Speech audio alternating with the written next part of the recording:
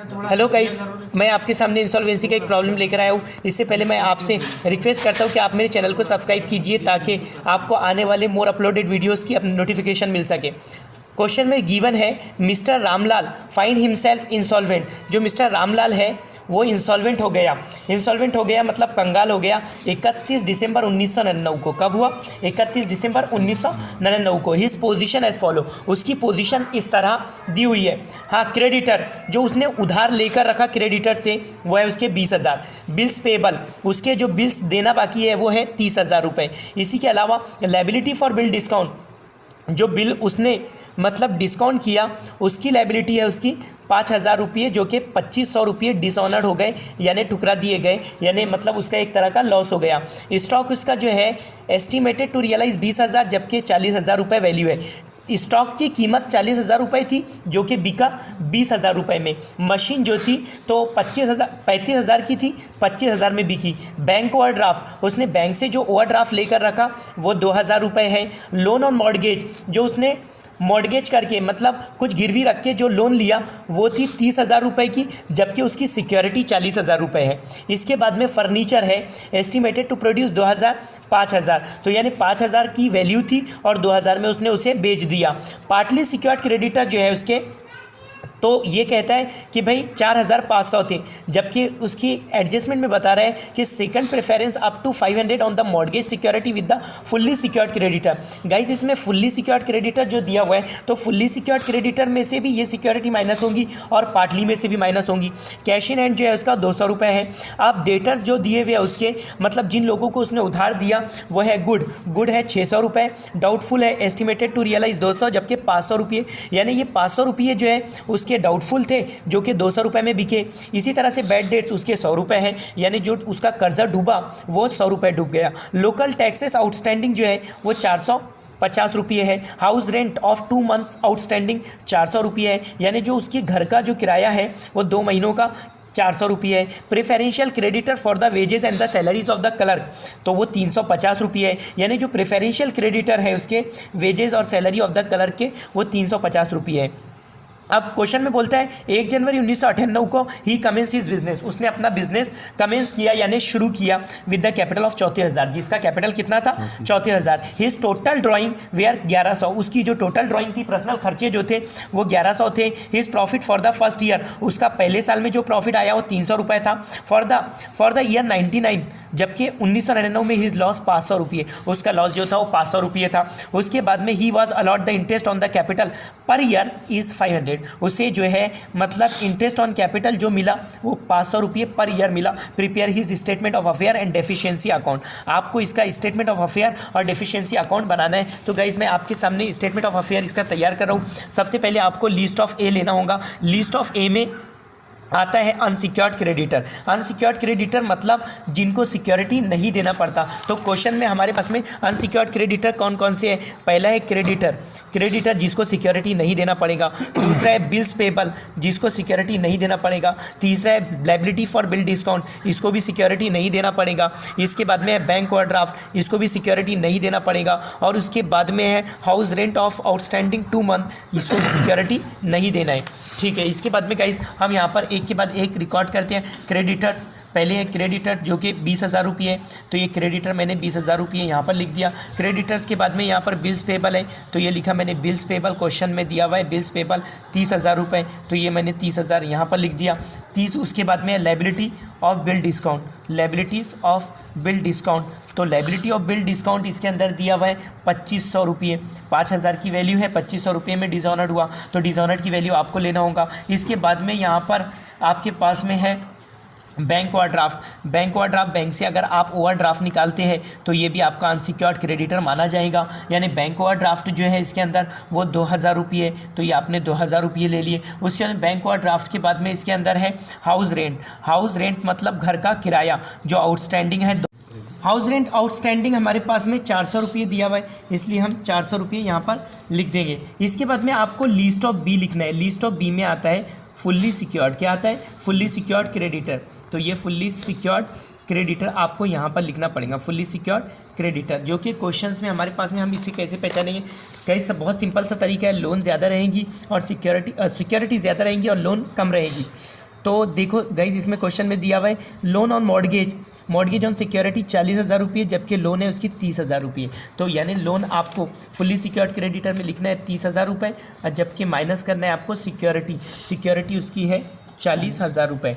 तो आपको पहचानने का बेस्ट तरीका ये है कि आपको सिक्योरिटी जो है तो क्वेश्चन में गिवन ज़्यादा होंगी और फुल्ली सिक्योर्ड जो रहेंगे वो कम रहेंगे। तो 30 में से 40 गए तो ये 10,000 रुपये आपको यहाँ पर सरप्लस के नाम से ऐड करना होगा। इसके बाद में आपको लिस्ट ऑफ सी पर जाना है। सॉरी, इसमें एक क्वेश्चन में आगे एक और सिक्योरिटी दी हुई है, फुल्ली सिक्योर्ड क्रेडिटर की सिक्योरिटी 500 रुपये दी हुई है। तो इसलिए मैं क्वेश्चन में यहाँ पर एक और माइनस यहाँ पर सिक्योरिटी कर देता हूँ, माइनस सिक्योरिटी जो कि आपके पास 500 रुपये दिए हुए हैं। 500 रुपये आपको माइनस करने होंगे, 500 रुपये, तो ये आपके पास में बचेगा यहाँ पर बचेगा 9,500 रुपये। तो ये आपका सरप्लस कहलाएगा। तो ये 9,500 रुपये सरप्लस, क्योंकि ये जो सिक्योरिटी है वो पार्टली सिक्योर्ड क्रेडिटर की इसमें ऐड है। अब इसके बाद में आपको लिस्ट ऑफ सी लिखना है। लिस्ट ऑफ सी में आता partly secured creditor, partly secured creditor. Question में गाइस पार्टली सिक्योर्ड क्रेडिटर खुद ही यहाँ पर कह रहे हैं कि पार्टली सिक्योर्ड क्रेडिटर जो है वो 4,500 है, जिसकी सिक्योरिटी 500 रुपये है। तो इसलिए आप यहाँ पर पार्टली सिक्योर्ड क्रेडिटर 4,500 लिखेंगे और इसमें से माइनस करेंगे सिक्योरिटी। तो सिक्योरिटी है इसकी 500 रुपये, जो कि बाहर निकलेगा 4,000 रुपये। उसके बाद में आपको यहाँ पर लिखना है लिस्ट ऑफ डी में आएगा प्रेफरेंशियल क्रेडिटर। प्रेफरेंशियल क्रेडिटर हमारे बिजनेस के क्रेडिटर्स होते हैं, प्रेफरेंशियल क्रेडिटर्स। तो प्रेफरेंशियल क्रेडिटर्स क्वेश्चन में यहाँ पर प्रेफरेंशियल क्रेडिटर बता रहे हैं for the wages and colour, wages and salary of the colour 350 रुपये। तो ये आ गया वेजेस 350, वेजेस 350। वेजेस के बाद में वेजेस एंड सैलरीज के बाद में है लोकल टैक्स आउटस्टैंडिंग 450। तो ये आ गया लोकल टैक्स 450 रुपये। ये आ गया 450, टोटल मिला के मतलब 800 रुपये, ये हो जाएगा 800 रुपये। अब आपको लिस्ट ऑफ, ये देखो गाइस एक बार मैं और आपको बताता हूँ, लिस्ट ऑफ ए मतलब अनसिक्योर्ड क्रेडिटर जिनको सिक्योरिटी नहीं देना है। उसके बाद में अनसिक्योर्ड क्रेडिटर मतलब क्या, बिल्स पेबल है जिसे सिक्योरिटी नहीं देना है, लाइबिलिटी ऑन बिल डिस्काउंट इसको भी सिक्योरिटी नहीं देना है। इसके बाद में बैंक ड्राफ्ट है, आपको इसको भी सिक्योरिटी नहीं देना है। हाउस रेंट इसको भी आपको सिक्योरिटी नहीं देना है। उसके बाद में लिस्ट ऑफ बी में फुल्ली सिक्योर्ड क्रेडिटर आता है, जहाँ पर लोन ज़्यादा रहती है और लोन कम रहती है और सिक्योरिटी ज़्यादा रहती है। तो ये 30,000 रुपये क्वेश्चन में लोन दी हुई थी और 40,000 रुपये सिक्योरिटी थी, इसलिए आपने इसको माइनस करे तो 10,000 बचा और पार्टली में से 500 रुपये ये माइनस किए तो 9,500 सरप्लस निकल कर आया। लिस्ट ऑफ सी में आपको पार्टली सिक्योर्ड क्रेडिटर लिखना है, जिसमें से माइनस करेंगे आप सिक्योरिटी 500 रुपये, तो ये 4,000 रुपये बाहर निकाल देना है। लिस्ट ऑफ डी का जो बैलेंस है वो अंदर ही रखेंगे, जिसे हम प्रेफरेंशियल क्रेडिटर बोलेंगे, जैसे कि वेजेस है, जैसे कि लोकल टैक्स है, ये सब के सब लिस्ट ऑफ डी पर ऐड हो जाएंगे। अब गाइस हमारे पास में लिस्ट ऑफ ई लिखना है। लिस्ट ऑफ ई में आता है लिस्ट ऑफ ई में आ जाएगा एसेट मतलब दो वैल्यूज़ रहेंगी इसकी, एक बुक वैल्यू और एक रियलाइज वैल्यू। तो क्वेश्चन में एसेट्स कौन कौन सी है, लिस्ट ऑफ ई में क्या क्या आएगा, क्रेडिटर हम ले चुके, बिल्स पेबल भी ले चुके, लायबिलिटी फॉर बिल डिस्काउंट भी ले चुके, स्टॉक क्वेश्चन में दिखा रहे हैं कि ये 40,000 का था 20,000 में बिक गया, तो आपको यहाँ पर स्टॉक लिखना है और स्टॉक की वैल्यू अंदर बुक वैल्यू लिखना है 40,000 और जबकि बिका जो रियलाइज वैल्यू वो 20,000 इधर लिखना है रियलाइज में।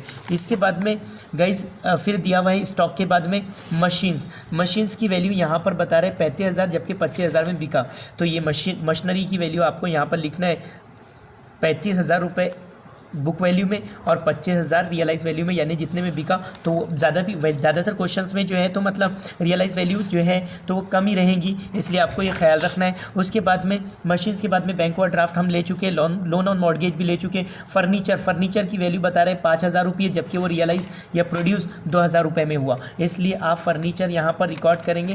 फर्नीचर की वैल्यू 5,000 इधर रिकॉर्ड करेंगे और 2,000 रुपये जो है तो आपको इधर रिकॉर्ड करने होंगे, यानी रियलाइज वैल्यू में रिकॉर्ड करने होंगे। फर्नीचर के बाद में क्वेश्चंस में पार्टली सिक्योर्ड क्रेडिटर दिया हुआ है जो हम ले चुके हैं, कैश इन हैंड है, तो कैश इन हैंड आपको यहाँ पर cash in hand asset side में लेना है, तो इसलिए कैश इन हैंड आ गया। कैश इन हैंड की वैल्यू 200 रुपये है, इसलिए बुक वैल्यू में भी 200 रुपये और रियलाइज वैल्यू यानी जितने में बेचे वो भी वैल्यू 200 रुपये। इसके बाद में अब आपको लिस्ट ऑफ एफ पर जाना है। लिस्ट ऑफ एफ मतलब बुक डेट्स मतलब कर्जे। कौन कौन से 3 टाइप के बुक डेट्स होते हैं, वैसे भी इस फॉर्मेट के हिसाब से अगर आप देखेंगे तो 3 टाइप के कर्जे होंगे, एक है गुड और एक है डाउटफुल, और एक है बैड। तो गुड मतलब जो पूरी तरह से मतलब पैसे मिल जाए, तो जब मतलब हमारा जो भी गुड रहेगा वो बिक जाएगा, पूरी तरह से वो गुड रहेगा। जैसे कि 600 रुपये दिया हुआ है क्वेश्चन में, तो 600 रुपये बुक वैल्यू में भी और 600 रुपये रियलाइज वैल्यू में भी। इसी तरह से गुड के बाद में यहाँ पर डाउटफुल बता रहा कि भाई 500 रुपये था और रियलाइज 200 रुपये में हुआ, तो आपको 500 रुपये बुक वैल्यू में लिखना है, रियलाइज 200 रुपये में लिखना है। इसके बाद में जो है 200 रुपये। इसके बाद में बैड डेट्स की वैल्यू है गाइस यहाँ पर 100 रुपये, जो कि रियलाइज़ नहीं होते, इसलिए आपको यहाँ पर डैश देना है। इसके बाद में लिस्ट ऑफ एफ के बाद में आता है लिस्ट ऑफ जी मतलब बिल्स रिसीवेबल। तो बिल्स रिसीवेबल क्वेश्चन में नहीं दिया हुआ है, तो इसलिए आपको इसको डैश देना है, यहाँ पर छोड़ देना है। इसमें प्लस आपको सरप्लस करना है, जो कि आपका सरप्लस आपने लिस्ट ऑफ बी में लिखा था 9,500 रुपये, ये ऐड कर देना है इधर लाकर। तो ये आ गया 9,500। तो अब मैं इसको ऐड कर देता हूँ। जैसे कि आपके पास में 20,000 है, तो ये 20,000 plus 25,000 plus 2,000 plus 200 plus 600 plus 200 plus 9,500, तो ये कुल मिलाकर हो गया 57,500 रुपये। 57,500 में से आपको लिस्ट ऑफ डी का बैलेंस माइनस करना है, यानी लिस्ट ऑफ डी का बैलेंस इसके अंदर 800 रुपये है, इसलिए आप इसको 800 को माइनस कर देंगे, माइनस 800 रुपये, तो बचा 56,700 रुपये। अब आपको गाइस इधर की टोटल जो है डेबिट इधर साइड की टोटल कर देंगे, 20,000 प्लस 30,000 प्लस 2,500 प्लस 2,000 प्लस 400, ये 54,900 रुपये प्लस 4,000 यानी 58,900 रुपये, यानी डेबिट साइड की आपको टोटल करना है लाइबिलिटी साइड की, और उसे ना मतलब रिकॉर्ड कर देना है दोनों साइड में। तो ये 54,900 रुपये, क्योंकि 58,900 रुपये, तो ये 58,900 रुपये आपको रिकॉर्ड करना है, और 58,900 में से 56,700 माइनस करना है। 58,900 माइनस 56,700 रुपये आपने माइनस करे, तो 2,200 रुपये जो है आपका बैलेंस निकल कर आ रहा है। ये दोनों को आपको माइनस करना है गाइज, ये इसमें से ये माइनस करना है, तो इसे आप लिस्ट ऑफ एच बोलेंगे, जिसे हम डेफिशिएंसी बोलेंगे। तो ये डेफिशिएंसी हमारे पास में रिकॉर्ड हुई 2,200 रुपये। अब डेफिशिएंसी हमारे पास में निकलने के बाद में नेक्स्ट स्टेप होती है हमारा डेफिशिएंसी अकाउंट बनाना है। डेफिशिएंसी अकाउंट में गाइज मैं पहले ही बता चुका हूँ आपको कि डेफिशिएंसी अकाउंट में 2 साइड्स होंगी, एक डेबिट साइड और एक क्रेडिट साइड, और कॉलम बनाना है आपको पर्टिकुलर अमाउंट। तो डेबिट साइड में जो है तो खर्चे रिकॉर्ड किए जाएंगे,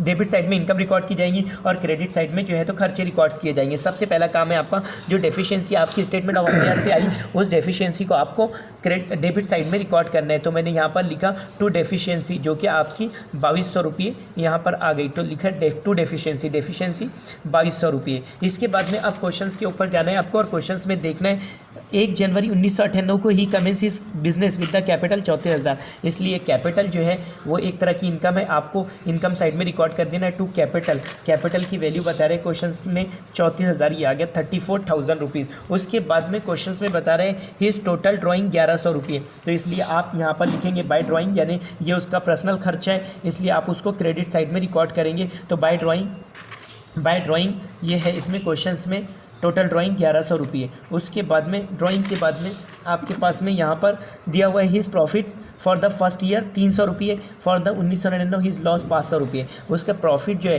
तो डेबिट साइड में रिकॉर्ड किया जाएगा टू प्रॉफिट इन बिजनेस में उसका जो प्रॉफिट हुआ उसको डेबिट साइड में रिकॉर्ड करेंगे, क्योंकि आपका ये एक तरह का फ़ायदा है, इसलिए डेबिट साइड में आप प्रॉफिट रिकॉर्ड करेंगे 300 रुपये, तो इसलिए मैंने लिखा यहाँ पर 300 रुपये। बाय लॉस इन बिजनेस, अगर उसको बिजनेस में लॉस होता है तो आप उसको क्रेडिट में रिकॉर्ड करेंगे, यानी बाय लॉस इन बिजनेस में उसका लॉस कितने का हुआ, तो उसका लॉस जो हुआ वो 500 रुपये का हुआ, इसलिए आप उसको क्रेडिट साइड में रिकॉर्ड करेंगे 500 रुपये। ही अलाउड, अब इसके बाद में कह रहे हैं गाइस कि he allowed interest on the capital per year 500 रुपये, उसको जो इंटरेस्ट लगा कैपिटल के ऊपर वो 500 रुपये है, तो आप इंटरेस्ट ऑन कैपिटल भी डेबिट साइड में रिकॉर्ड करेंगे, क्योंकि आपने टू कैपिटल जो है डेबिट साइड में रिकॉर्ड किया, तो इसी तरह से टू इंटरेस्ट ऑन कैपिटल को भी आप डेबिट साइड में रिकॉर्ड करेंगे, टू इंटरेस्ट ऑन कैपिटल। अब ये बता रहे हैं कैपिटल पर जो इंटरेस्ट है तो वो कितना है, वो बता रहे 500 रुपये, कितने 500 रुपये, जो कि हमें क्वेश्चंस में देखना है कि कितने साल्स का उसका अकाउंट है।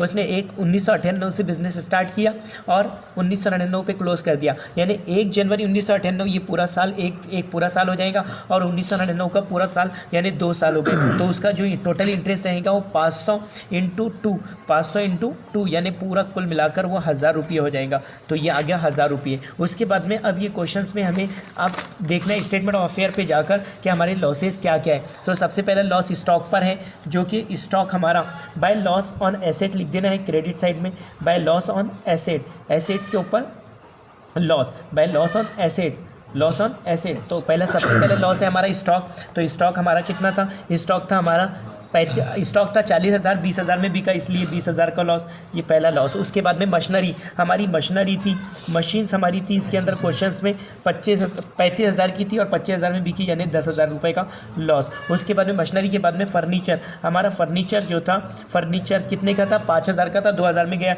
इसलिए 3,000 रुपये का लॉस। उसके बाद में कैश इन हैंड पे हमारा कोई लॉस नहीं है। बुक डेट्स, हाँ डाउटफुल पे हमारा लॉस है, तो डाउटफुल हम यहाँ पर लिखेंगे डाउटफुल, और डाउटफुल का लॉस हमारा 500 रुपये का था और 200 में बिका यानी 300 रुपये का ये लॉस है। उसके बाद में बैड डेट्स, हमारे बैड डेट्स में हमारा 100 रुपये का लॉस है, तो इसलिए हम इसे बैड डेट्स में 100 रुपये का लॉस रिकॉर्ड करेंगे। और इसके बाद में गाइस यहाँ पर लायबिलिटी ऑन बिल डिस्काउंट 2500 रुपये का लॉस है, जो कि क्वेश्चंस में लायबिलिटी ऑन बिल डिस्काउंट था, लायबिलिटी ऑन बिल डिस्काउंट 5,000 रुपये था, इसलिए आप लायबिलिटी ऑन बिल डिस्काउंट जो है 2500 रुपये का लॉस यहाँ पर रिकॉर्ड कर देंगे। अब टोटल कर देना है आपको, टोटल करने के बाद में अगर ये टैली हो जाती है तो हमारा प्रॉब्लम बिल्कुल करेक्ट हो जाएगा।